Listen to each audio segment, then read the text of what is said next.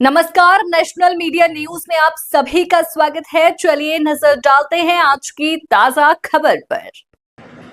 देखिए, हमारे हॉस्पिटल्स एक अहम लिंक है हमारी पब्लिक और गवर्नेंस के बीच में।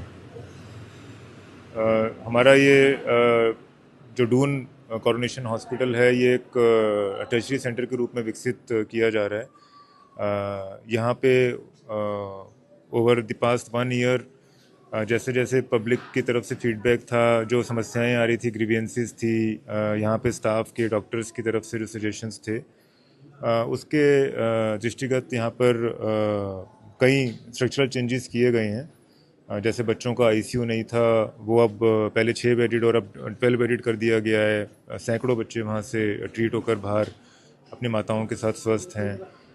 ऐसे ही यहाँ पर जो हमारे ओटीज़ थे, गायने के जितने भी हमारे परीक्षण के केंद्र थे, ओटीज़ थे, उसमें कुछ महत्वपूर्ण चेंजेस लाए गए हैं। वार्ड्स में हमारे यहाँ पर पब्लिक आती है, उनके लिए पार्किंग में इजाफा किया गया है। हमारी ऑटोमेटेड पार्किंग सुव्यवस्थित यहाँ पर मैनेजमेंट द्वारा चलाई जा रही है। इसी तरह से यहाँ पे ब्लड बैंक नहीं था, तो ब्लड बैंक की बिल्डिंग अब बनकर तैयार है और स्टाफ का भी अरेंजमेंट कर लिया गया है।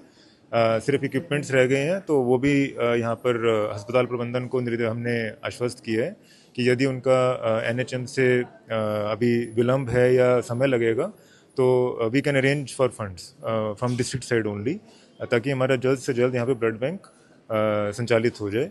इसी तरह से यहाँ पे हमारे तीमारदार आते हैं, बहुत सारे ओपीडी में आते हैं लोग, तो उनके लिए उचित रिफ़्रेशमेंट की, खाने की व्यवस्था नहीं थी। तो जो हमारी महिलाओं द्वारा रन हिलांस कैंटीन है, हमारे स्वयं सहायता समूह द्वारा, वो समुचित वे में हमारे पहाड़ के जो मिलेट्स हैं, मिलेट्स बेस्ड प्रोडक्ट्स से उनको सुशोभित कर रही हैं।